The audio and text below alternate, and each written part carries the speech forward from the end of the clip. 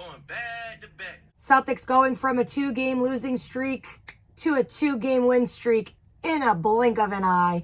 They won this game against the Toronto Raptors at the TD Garden in their first back-to-back of the season, 117-94, holding them to under 100 points, beating them by 23. The largest lead was 30. They had a 20-point lead in the third quarter, and it was pretty much game over at that point. We threw in the white boys. We called it garbage minutes. We had another Geno time. And who would have thought on the second night of a back-to-back that the Celtics would have over a 20-point lead on a team that was well-rested coming into this matchup? Last season, the Celtics were 10-3 on the second night of back-to-backs, and they were 4-0 at home. So starting off right this season with a win. It was looking kind of worrisome at first because the Raptors actually had a 6-point lead in the first quarter. Also in the second quarter, the Celtics went cold for almost 4 minutes, scoreless, which made it back to being a game within 4 points. Luckily, the Celtics snapped out of it and pushed their lead going into the half. Had a 20-point lead in the third quarter, which was pushed to 30, but ultimately winning the game by 23. Celtics ended up getting it together and winning all 4 quarters and ultimately the game in a blowout fashion. Raptors did come in hot, but the Celtics came in even hotter.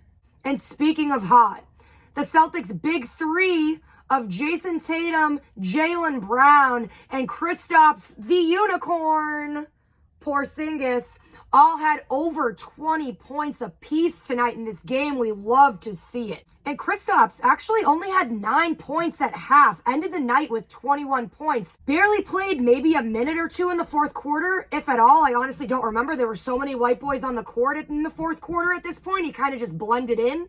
So then we had Brown going off, 29 points. Jalen Dunkmaster Brown just killing it tonight. And the crowd just eating it up. Tatum had 27 points and 5 rebounds. And then Hauser off the bench, he finally found his 3-point shot. He went 4 for 6, 12 points off the bench. I did feel like the starters were left in a little too long in the fourth quarter. The bench squad went in with 4 minutes and 45 seconds left to go in the game.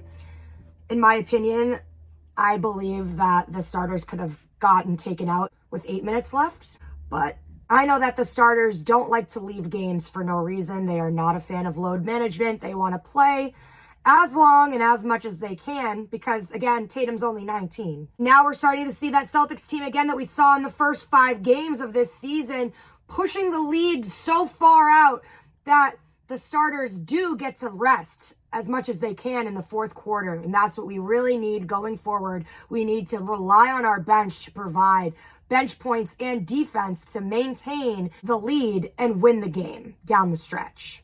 The Celtics' next game is Monday against the Knicks at the TD Garden. I will be in Jamaica, but I will be doing my best to watch every game I am away for and do my best recap, probably beachside. So stay tuned for that. I will be back in the Garden for the Bucks game, and I will be there to recap the whole thing after the game.